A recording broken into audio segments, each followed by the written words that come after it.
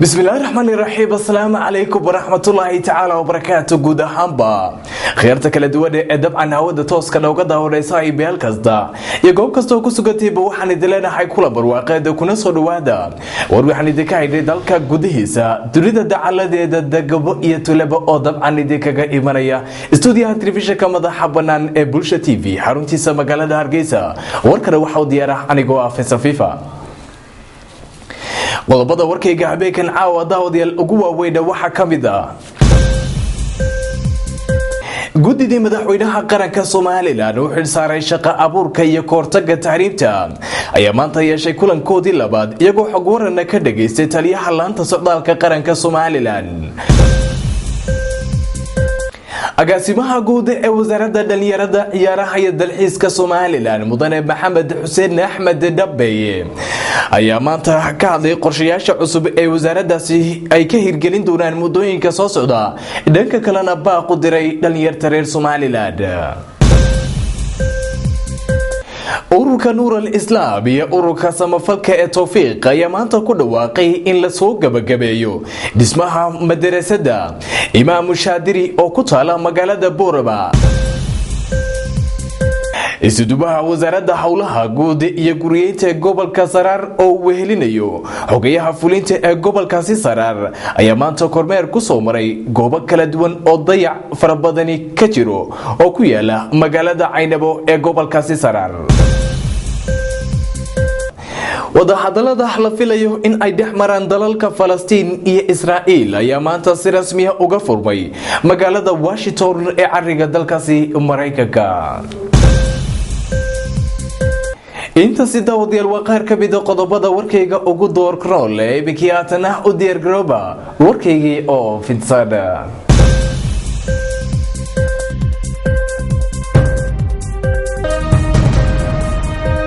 guddiga madaxweynaha qaranka Soomaaliland oo xil saaray shaqo abuurka iyo koortaga tahriibta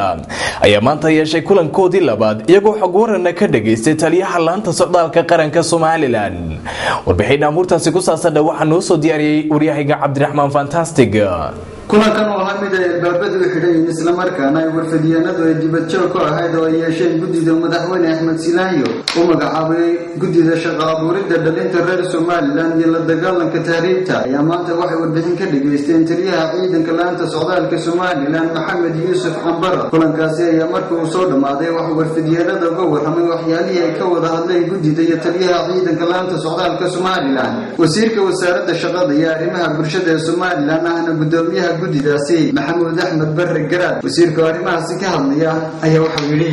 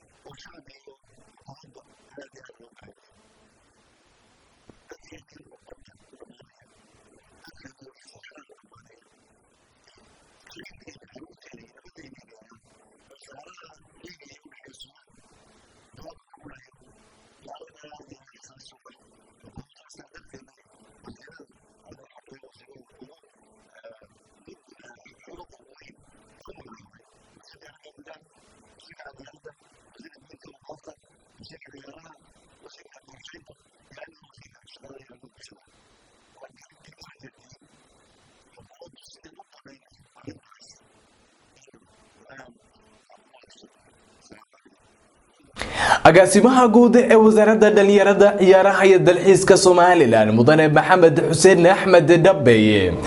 ayaa maanta ka hadlay qorshayaasha cusub ee wasaaraddaasi ay ka hirgelin doonaan muddooyinka soo socda dhanka kalena baaq u diray dhalinyarada reer Soomaaliland.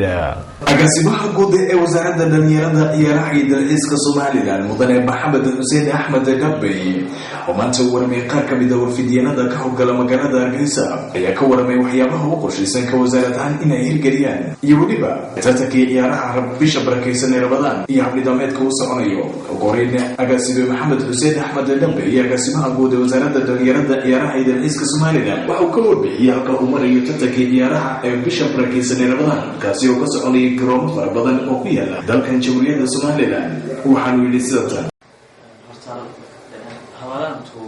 بالعبادة انت فضلنا dadka shaqooyinka ka nastaan asaati waxa weeye tartamada ka socda dalka Jamhuuriyadda Soomaaliland ee bisha Ramadaan ee isugu jira kubadda cagta iyo basketballka way badan yihiin inta aad u badan yihiin waddanka oo dhan gaar ahaan marka caasimadda laga dhowr iyo toban garoon ay dhalinyaradu iskooda tiisu abaabulay ciyaarahaas ay ka socdaan annaguna ka wasaarad ahaan waan la soconaa waxyaalaha aan ka caawinay gacanta kula jiro waxa ka mid ah xagga sharciga garsoorka waxa weeye xagga nabadgelyada xagga agabka kubadaha iyo wixii loo baahdo dhawaana insha Allah waxaan noo qorshaysan inaan kormeer ku sameyno oo aan gacanta soo marno waxaan ku faraxsanahay intii si nabadgelyo u socdaan dhalinyaradu halka ay gacanta iskiilkooda iyo maxay dareenkooda ku bandhigayaan ciyaarahana sidoo bulshada intii iskale oo wax community ku leeyahay marka bulshada hadday tahay ganacsatada iyo hadday tahay dhalinyarada iyo hadday tahay dadka xaafadaha ayaa iskaashada oo nabad ganacsiga tartamada gacanta ku haya wada si fiican oo sidoo kale agaasimaha guud ee wasaaradda dhalinyarada ciyaaraha iyo dalxiiska Soomaaliland mudane Maxamed Xuseen Axmed Dabeye waxa uu ka warbixiyay qorshayaasha ka wasaaradda hanudaysan in ay dhaqaajiyaan isagoo xusay in ay filayaan in dhawaan aasaasan tartanadii kala duwanaa ee heerarka koobaad iyo labaad iyo tartankii ciyaaraha ee dugsiyada. sidoo kale waxa uu sheegay in ay u qorshaysan tahay in ay tababaro u furaan garsoorayaasha iyagu kala xagi doona tartanada ciyaaraha Soomaaliland. qaarna way noo qorshaysantahay inaan booqano waxaan ku taraana waxa weeye siyaasadda ciyaaraha dalka danaha gacanta ku hayno inta maamulo marka waxay hawsha imika wadaan boo midaan annagu naga tirsan oo leenahay hadday tahay sharciga garoomada lagu maamulo waa kii annagu aan baasgareynay hadday tahay waxa weeye amniga hadday tahay agabka wax badan baan ka taageernay waa inoo qorshaysantahay inta haddayna inaan kormeerno si joogto ah baan inoogu hormaro ay noogu keenaan qoodka iyo shaqada qiimaha waxaan ka warqabaa in si fiican uga socoto waddanka hadday tahay garoomada kubadda kolayga hadday tahay kubadda cagta labadaba si fiican loo runtii wasaaraddu qorshe cad bay leedahay oo horumarinta ciyaaraha Soomaaliland iyo dhalinyarada iyo dalxiiska saddexdaa waxay doosin jirtaa waxaan doonaynaa inta anagu inaan xoog saaro saan u hagaajinahay siyaasadda guud ee ciyaaraha sportka Soomaaliland oo aan u abuuri lahayn runtii waxyaalaha lagama maarmaanka waa qaranimada Soomaaliland xagga sportska inta ugu weynna saaran takaawi waxaana saaran garoomada hagaajino garoomo badan baa la sameeyay xukuumadda madaxda siyaasadda gacanta ku haysay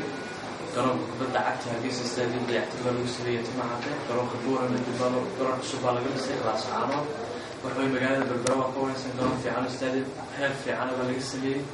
marka waxay garoomada qaar cusub inaan soo kordhino ku jireen dayactir hagaajino oo aan daba joogno taasoo xilka nasaaradda wasaaradda leedahay waxa kaloo loo qorshaysan in ciyaaraha heerkooda kala duwan anagu hoosta ka soo bilaabayna aan sameeyno iskuulaadkii tahay hadday tahay ciyaaraha heerka labaad hadday tahay kuwa heerka koowaad hadday tahay kala xadiidkooda hadday tahay sharci-u-samayntkooda hadday tahay tababarida maxay shaqaalaha iyo dadka ku hawle xirfadda maxay gacanta ku haya technical-ka garsoorayaasha tababarayaasha hawlahaas oo dhan waxay gacantaan runtii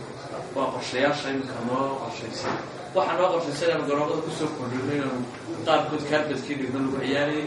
waxaan noo qorshaysan arrimo badan oo runtii baaxad leh oo anagu markaa runtii isku dhibirno anagu soo bandhigi doono sala socota wasaaradda dhismaha cusub ayaa guuraysa kolka qorshe cusub oo xagga dhalinyarada leh oo xagga dhalinyarada maxay tahay youth-ka oo la doonayo in laga wacyigeliyo tahriibka oo la doonayo inaan maxay tahay xirfado u sameyno oo la doonayo inaan dalkooda ku baraarujino inay wax kala soo baxaan inaan maxay tahay sameyno qaybo cusub oo wasaaradda oo arrimaha ka howlgala inaan maxay tiri hirgelino siyaasadii dhalinyarada ee waxay youth policy-ga ee madaxweynaha jamhuuriyadda Soomaaliya xukuumaddu maxay tahay ay baaskaraysay madaxweynuhu gacanta ka geystay golayaasha ay ansixiyeen dad magaalada hay'adaha waaweyn waddanka joogaan ay gacan weyn ku lahaayeen iyo maxay tahay sida dowladda Soomaaliya UNICEF iyo xukuumadda iska kaashadeen wax way siyaasadda dhalinyarada inaan hirgelino oo aan ficil u bedelno oo aanay qoraal noqonin iyo wax meel iska yaala ayaa noo qorshaysan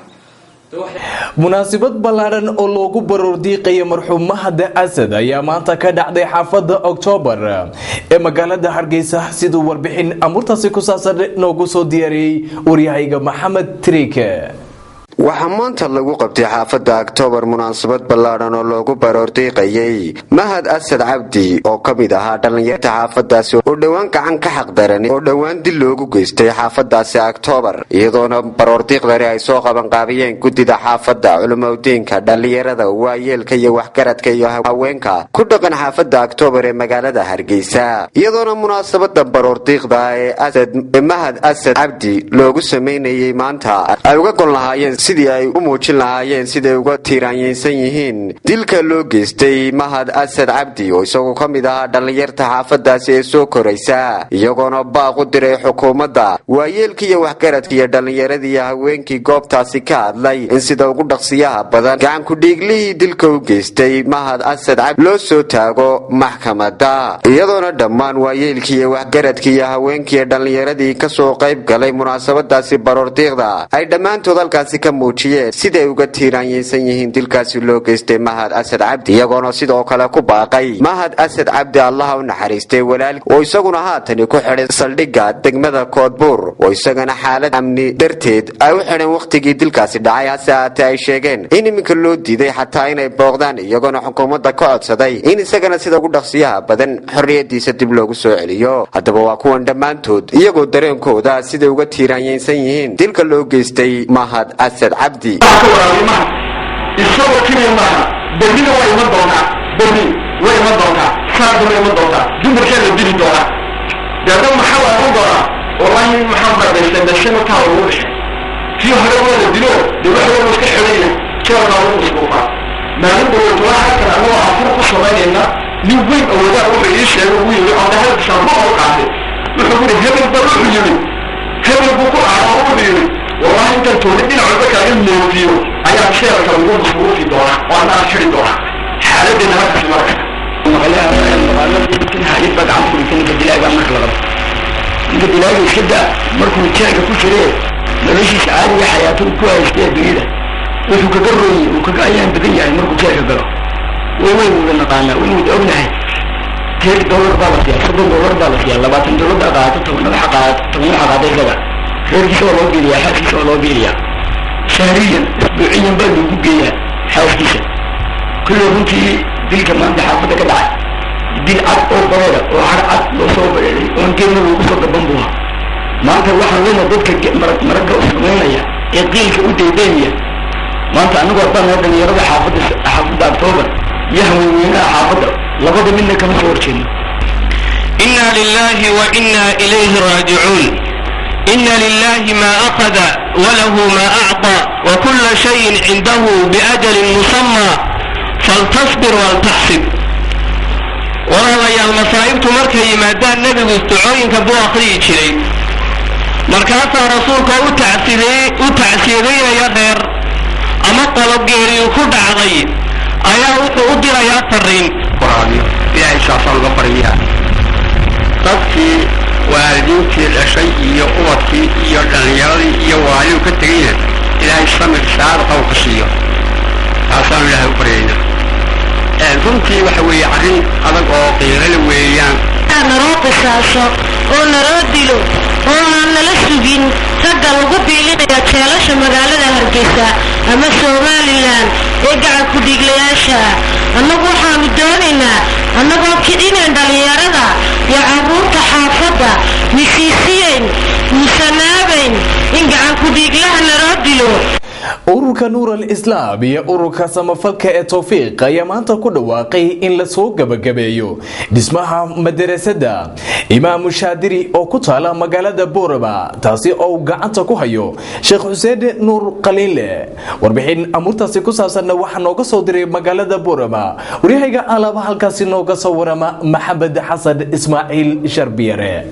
iyadoo ay iskaashanayaan ururka nuur al-islaam iyo ururka samafalka ee tawfiiq ayaa waxa ay shaaciyeen in la dhammaystiro kuliyadda imaam shaadiri oo ay qabyo ahayd muddo gaaraysa 7 sano waxaa haddaba halkaasi ugu horreyntii ka hadlay gudoomiyaha ururka nuur al-islaam Sheekh Jamaal Yuusuf Maxamed waxa uuna ku dheeraaday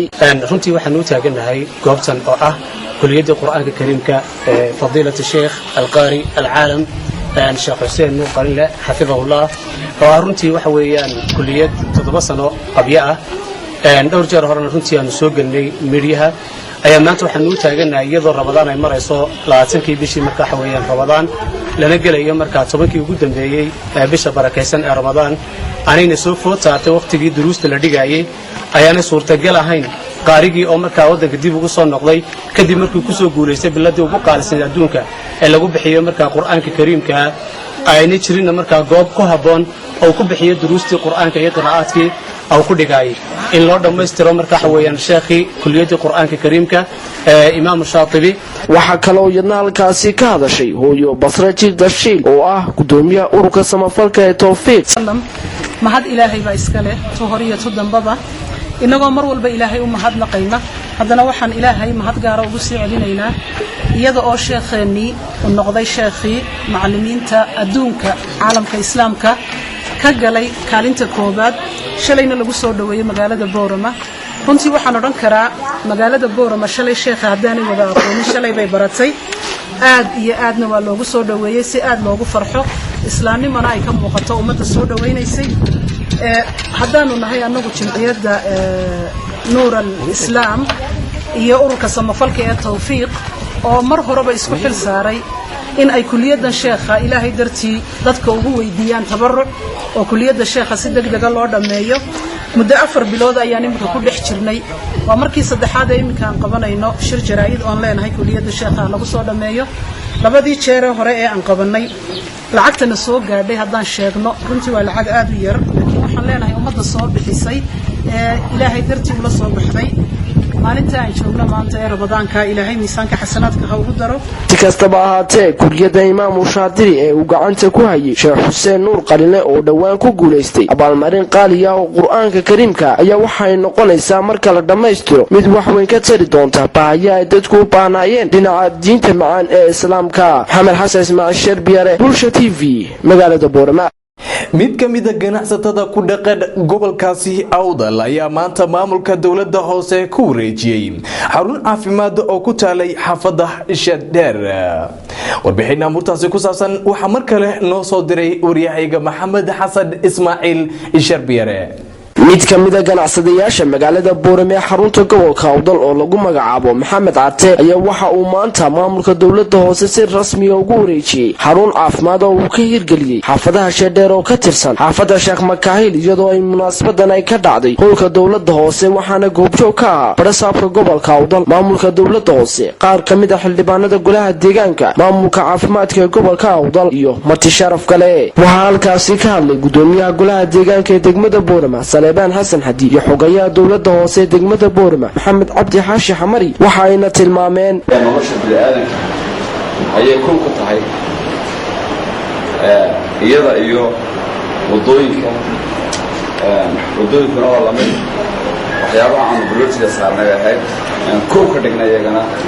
labadoodeena qodobbo badan soo jeedinayay aan soo warnay wax qabteega in baahida caafimaadka waan horay dhowr meelood uga qabnay baa maanta waxaa nasiib wanaaga in baahidan caafimaadeen maanta qabanayna ay tahay mid ka timid wasaaradda caafimaadka waxay ahayd awal marka waxna qabanayo in golahu hindisa unbu keeni jiray uu isleeyahay hindisahaasa ugu habboon isagoo oonan kala tashanin yani hay-addii ama wasaaradii ay hawshaas xusaysay waxa kale oo iyagna halkaasi ka hadlay agaasimaha dhakhtarka guud ee magaalada Boorama Ismaaciil Xaaji Maxamed Aye iyo madaxa caafimaadka asaasiga ee gobolka Awdal Maxamed Umar Xaaji Yaabe waxayna hoosta ka xariiqeen waxaana isagaa fahamseeji mid waa ka jidkaa toos ku dhaca qoorgal sheekh cali jawhar sheekh cismaan ka xagga iyo masaajid ku fanta xuduudan waa sadarka adarkaysa ku yaalo ee isbitaalka u sagay jira ana bulshada intaa leegi in halkay daryeel caafimaad gaarsanayaan waad garanaysaa deedna beriyoodka wasaaradda caafimaadka ee gobolka waxa berihii dambaba ku jiray in ibseeshada la tabaariyo nagu diilibsho naga faray bixi gaadhay ayaa noo yibsho lacagtii naga bixiyey markaa aad iyo aad ayaan ugu mahadnaqanaa isagoo markaa noo badbaadiyey intii aanu ku shaqaynayna wax kiraa nama weydiin isagu lacagtiisa bixiyey dowladda hoosaan aad iyo aad ayaan golaha deegaanka aan ugu mahadnaqanaa mar haddaynu lacagtii muxuu ahaay naga dhamaystireen xaal carsana maanta qaybtii ha u horeysay ay ku wareejinayaan iyagana aad iyo aad ayaan ugu mahadnaqanaa ugu dambayntii waxaa halkaasi ka hadlay barasaabka gobolka awdal cabdu axmed aayir waxa uuna ku dheeraaday waxyaabihii ugu fiicnaa ayaynu madasha isugu nimid oo kaga wada hadlaynaa oo la isugu xil wareejinayaa caafimaadka haddii aan caafimaad jirin oo bulsho caafimaad qabtaa aanay jirin bulshadu waxba ma qabsan karto caafimaadku wuxuu ka mid yahay baahiyaadka u horeeya ee nolosha bani aadamku uu ku dhisan yahay ee aanu marna ka maarmaynin haddaan qofku caafimaad qabin oo aanu caafimaadkiisu taam ahayn fakarkiisa iyo wax soo saarkiisuba ma muuqanayo oo wuxuu noqonayaa mid liita si kastaba ahaatee xaruntan caafimaad ee laga yegleelay xaafadaha sheedheer ayaa waxay noqonaysaa mid waxweyn ka tarta baahiyaha caafimaad ee ka jira xaafadahaasi maxamed xasan ismaaciil sheerbiyare buusha tv magaalada boorama isudubaha wasaaradda howlaha guud iyo guriyeynta ee gobolka saraar oo uu wehelinayo xogayaha fulinta ee gobolkaasi saraar ayaa maanta kormeer ku soo maray goobo kala duwan oo dayac fara badani ka jiro oo ku yaala magaalada caynabo ee gobolkaasi saraar waa kan waryahayga maxamed siciid gaxnuug oo warbixin amurtaasi ku saabsan nooga soo diray magaalada caynabo ee xarunta gobolkaasi saraar waxaa maanta gelinkii hore socdaal ku soo maray iskuduwaha wasaaradda guriyeynta iyo gaadiidka saraar iyo xooghayaha gobolka oo socdaal ku soo maray xaruntii hore ee guriga ummadda hoolka maxkamadda gobolka saraar iyo saldhiggii hore ee bilayska kuwaasi oo dhammaantoodba u baahan dib u dhis ballaadhan islamarkaana labadani mas-uul ayaa baaq u diray wasaaradda gaadiidka iyo guriyeynta islamarkaana sheegay gobolkani saraar inay ka muuqato dayactir ballaadhan islamarkaana ka warbixiyey sidii wax looga qaban lahaa goobahaasi iskuduwaha wasaaradda guriyeynta iyo gaadiidka faarax jaamac xirs oo ka warbixiyay ayaa waxaa hadalladiisii ka mid ah waa gurigii martida berigii hore degmada markay ahayd meeshu waa gurigii degmada martidu u fadhiisan jirtay haddeerna waa gurigii gobolka ee martida ee danta guud ee dowladda waxaa loogu talagalay in waftiyada iyo adiga kuray dadka gobolka martida u ahay waa gurigii uu lahaa waa kaasoo uu burbursan yahay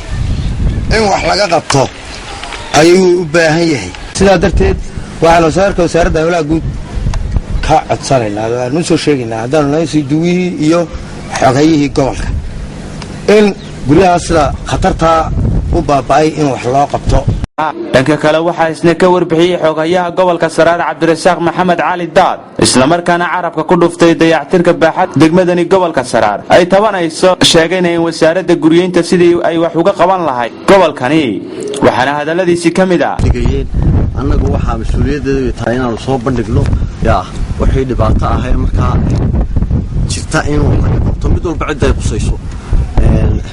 halkan waa maxkamaddii waxay ka dhexaysaa welibana mas-uuliyiin badan oo xukuumadda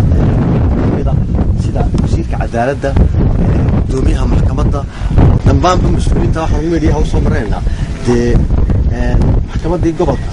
ee garsoor fadhiisan lahaa ee dokumentiga la dhigan lahaa waa hal howl iyadoo aanay geed lahayn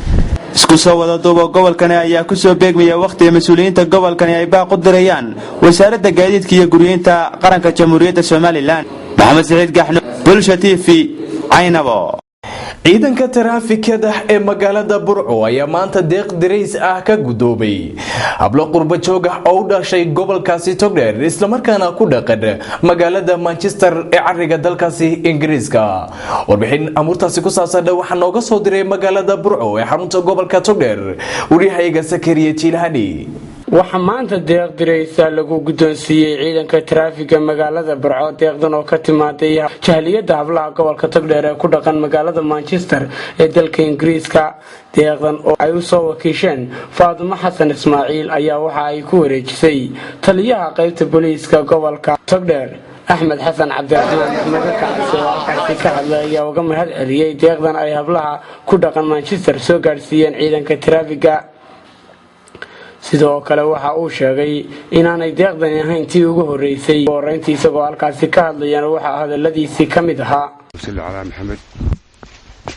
aad iyo aad baan idinku mahad celinaynaa haddaad tihiin hablaha reer Manchester ee gobolka Togdheer u dhashay ama magaalada Burco u dhashay waxa yarina dee way isbiirsadaan oo waxa yar baa wax badan dhala 19 koor baa imika halkan yaallo oo loogu talagalay ciidanka nabadgelyada wadooyinka waa koorarkii marka roobku daayay lagu shaqaynayay waa koorarkii dhaxanta celinayay waa koorar ay ugu tala galeen lacag qaali laga soo siiyay runtii tirahaan iska yaraadaan laakiin waxaan ku waa dee tayadooda fiican marka haddaanu nahay Bliiska anigoo ka wakiila gobolka Togdheer Bliiskiisa aad iyo aad baan idinku mahadnaqayaa waxaanan jecelahay kuwa khayrkiina gobolka u dhashay inay ku daydaan waxa wax la mid ah waxa yar baa isbiirsada oo macna sameeya marka dee la isku dardaray la isku geegeeyo marka aad iyo aad baa u mahadsantihiin dad muwaadiniin baa tihiin dad yaani maanta quraan ahayn mar horena keenay sanadkii horena waa mar labaadkii imika ay hablahaasi wax keenaan waxaan leenahay ha lagu daydo waa contribution waxaan isu geynaaba macna sameynaya waxaan isu geegeyno qof waliba wixii uu karayo maxaad u qabataa wadankaaga hadduu qof waliba ka fakaro dee qofka koor keenaa waxaan ku qof baa ayaa xidhanaya oo maanta dee askari baa laga yaabaa inuu ku shaqeeyo marka waxa weeyaan aad iyo aad baa ay u mahadsan tahay waan ku mahad celinaynaa aad iyo aad baan ku mahad celinaynaa waxaan jecelahay inaad ka sii badbadisaan haddii Ilaahay raali ka noqdo wixii karaankiina ah dadkuna inay ku daydaan oo maanta dee wadada jeexdeen abaalkeeda waa la haynaya haddii la yiraahdo abaalkeeda waa la haynaya aad iyo aad baa mahadsantihiin ka laaban leenahay Ilaahay baa idinka abaal mar kale waxa ayana halkaasi ka hadlay Faadimo Xasan Ismaaciil oo ah wakiilka deeqda loo soo dhiibay maryahan waxaan ka soo qaaday hablaha Manchester jooga oo dhashay gobolkeena Togdheer marka waxa weeye alaabo la isku soo dardaray lagu soo caawiyay taraafigeena magaalada Burco marka insha Allah waxaan ku soo dhaweynayaa taliyaha qaybta booliska gobolka Togdheer insha Allah ayaan ku wareejinaynaa sidoo nooga gudoomo hadiyada ayaan u sidno gobolkayaga si kastaba deeqdan ayaan ahayn deeqdii u horeysay ee soo gaadhay ciidanka taraafiga magaalada Burco isku soo wada duubo dirayskan ayaa wax weyn ka tari doona howlgalka ciidanka taraafiga waa Sakariye Maxamed Cabdi Sakariye Jilhani Bulsha TV magaalada Burco.